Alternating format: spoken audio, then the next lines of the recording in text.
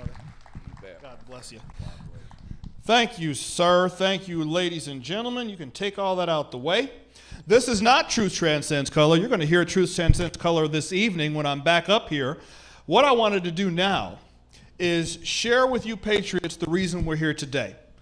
To get this thing started off on a positive note, we have had a lot of tragedies, as Ken just talked about. We've had a lot of people coming against this thing, spiritual forces. So why are we here? And the reason we are here can quite easily be summed up in one number, 38. And if you don't know what that means, you will before you leave here tonight. We're going to talk about the importance and the power of 38. Because what we have to do is hold 38. We have to hold back this tidal wave of liberalism, this tidal wave of governmental control, this tidal wave of secularism, this tidal wave that is trying to take our country over can be pushed back by 38. And what I mean when I talk about that is the changing of America. We were promised hope and change. Well, we got 1 out of 2. We're getting change as fast as it can come. Which causes me to wonder, the same thing that caused you all to wonder, what was it about America that needed to change so badly? Because America is changing, and I would argue not for the better. You and I, most of us here today, we grew up in a different America. We grew up in a different environment than what our children or what our grandchildren are looking at. And I personally don't like that one bit. America I grew up in was phenomenal. I loved being a kid in America. Being a kid in America when I was too young to care about government and politics and all this stuff was awesome. We didn't have the things we have in this country today. We didn't have all these layers of taxation and layers of bureaucracy and massive amounts of governmental control penetrating into our schools, into our workplaces, into our very households. You now have the Department of Child Protective Services that can tell you how to raise your own children. We didn't have all this stuff when you and I were growing up. You want to know why? Because when I was growing up, as a kid, every single mom in my neighborhood had butt-whooping authority on me. Every one of them. Anybody who knows what I'm talking about? It didn't matter. You'd be over at your playmate's house, messing around, doing something you weren't supposed to be doing, and get caught. His mom would let you have it. And then send you home, but before you got home, she's already picked up the phone and called your mom. You walk in the door at your house, your mom's standing there waiting for you, let you have it again. Am I telling the truth up here? In fact, that was even worse, because she'd give it to you twice. Once for whatever it was that you did, and once for embarrassing her over it in front of her friend. Over at somebody else's house, acting like you weren't raised right. I can only imagine what would have happened to me if I had said one day to my mom, I'm going to call Child Protective Services on you. That sister didn't play. My mom would have been like, I got 2 questions. Number 1, what's Child Protective Services? Number 2, how are you going to call anybody with a dislocated jaw? Pow! Now get up there and straighten up that pigsty like I told you to. We didn't have these things. We just grew up in a different America. Some of you in this very audience, you grew up in a house with a loaded shotgun in the hall closet. It was just no big deal. It was no big deal, right? I mean, you knew it was there. Your brothers and sisters knew it was there. Your friends knew it was there. Everybody knew it was there. It was no big deal.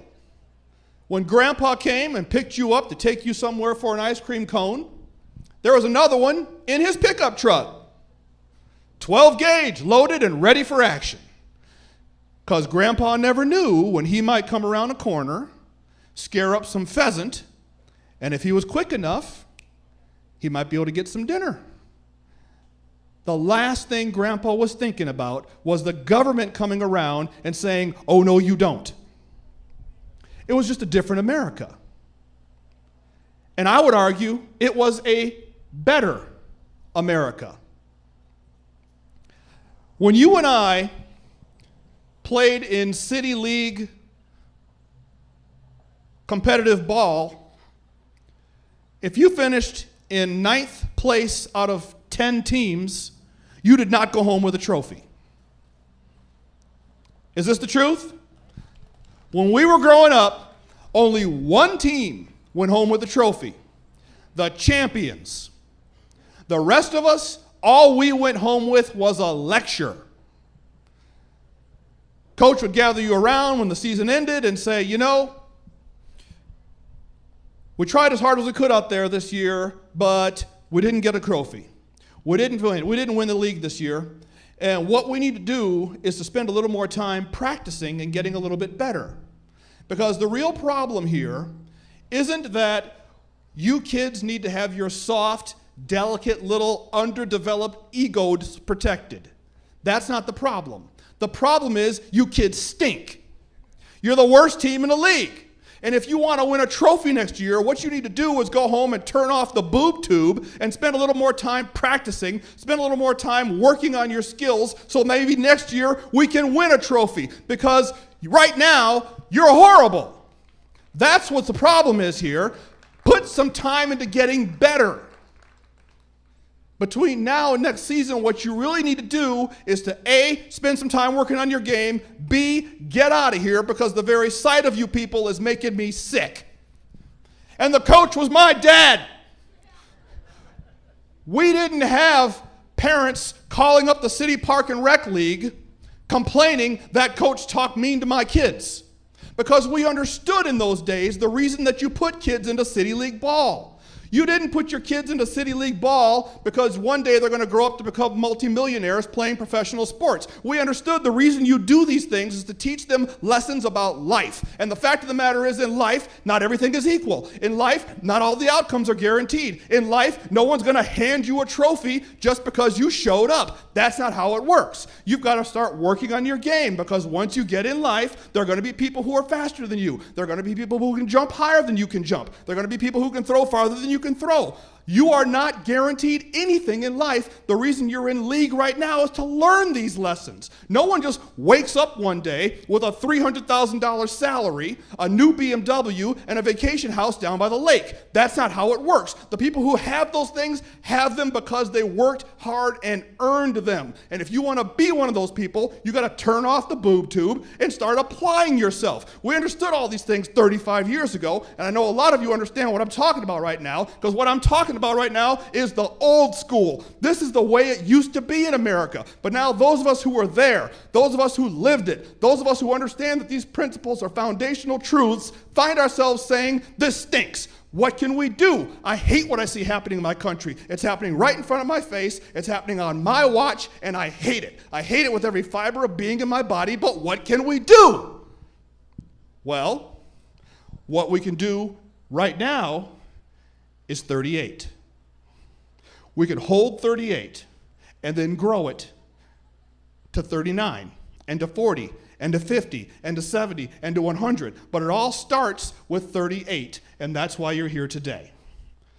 To talk about what it's going to take to maintain the principles of conservatism and to spread our message to our brothers and sisters, no matter what their color, that conservatism makes sense for everyone. The government cannot feed you forever.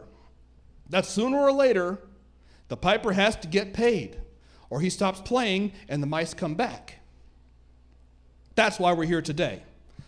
So you're going to hear some speakers today that are very good, that are very powerful, that have incredibly good things to say.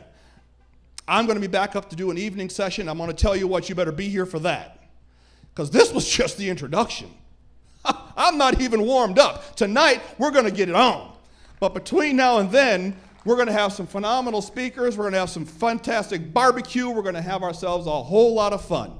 So what I want to do now is reintroduce. So you've seen Ken Crow. Ken is our master of ceremonies tonight. This is my notes on him, but I don't even need it anymore. Ken is a veteran of the United States Navy. Ken is a father. Ken is a grandfather. Ken is one of the founders of Tea Party America. Ken is one of the founders of TeaPartyAmerica.com. Ken is a national speaker. He is recognized from coast to coast for the work that he has done for liberty in this country, and he's going to serve as our master of ceremonies for this entire event. So one more time, let's formally welcome to the podium our MC for today, Ken Crow. Here you go, young fella. You're my hero. Don't do anything stupid up here, all right? Hey, you just be careful.